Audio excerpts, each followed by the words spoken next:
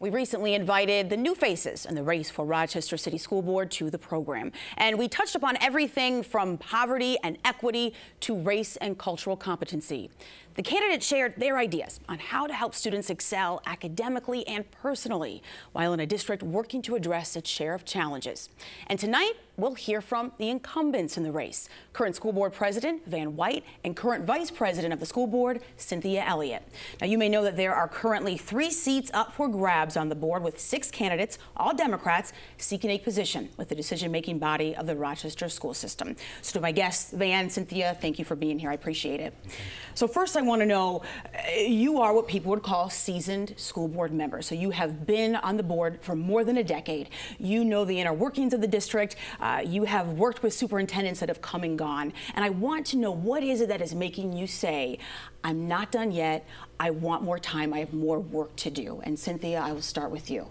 Well, I think because I do have the experience working in the community. I've been in this community for 40 years or so, and I believe that I'm on the board because it's been a calling, it's missionary work for me, and so I want to continue this work. I want to continue because we need to make sure that we have an educated population.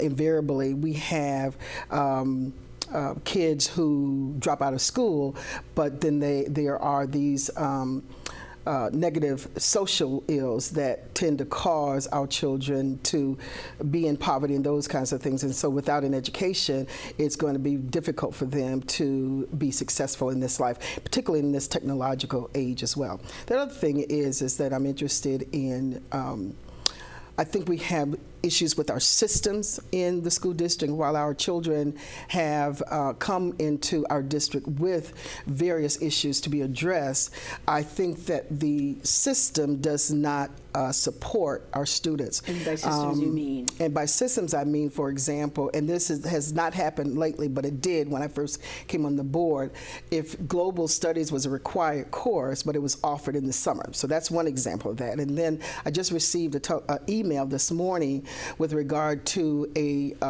child who is not in school yet, has not been placed. And so it is those kinds of systems I think that we need to ensure are effective and efficient.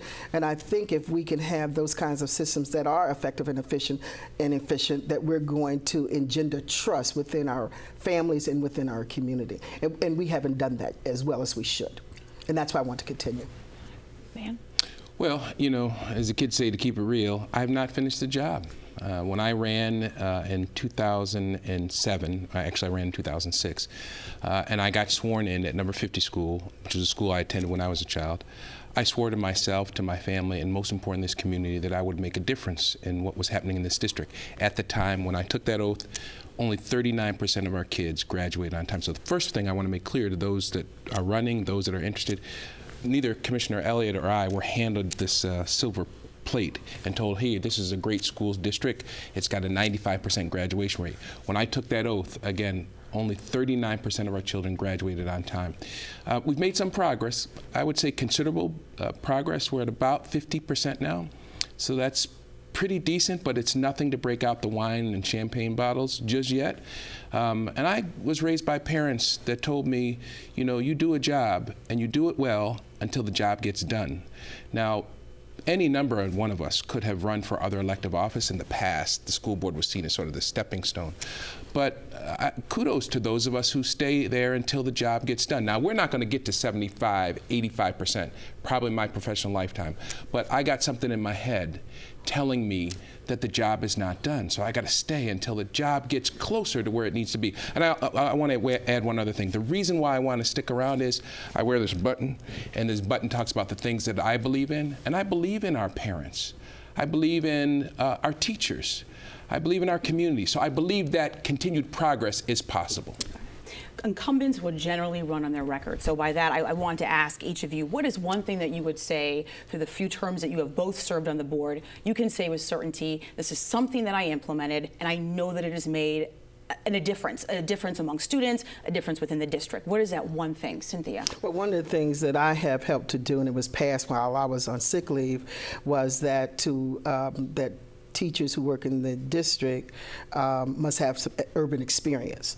While I wanted to have about 7 years of urban experience, because that's when I think there is a level of competency, the board actually approved it for 2 years. So that's one of the things that I'm proud of, because if you have teachers or principals who live in a suburb and have no experience with urban children, there's going to be a disconnect. And we see that already in our suspension rate. And so we have to ensure that we have teachers and other staff who work in the district who understand the children and the families that they're working with. I tend to believe that because we have a number of staff and teachers that don't understand where our children come from, that's where the disconnect is, and their ability to be able to manage the classroom and the ability to help them to succeed academically is questioned, I should say. Let me just put it that way. Man, one thing.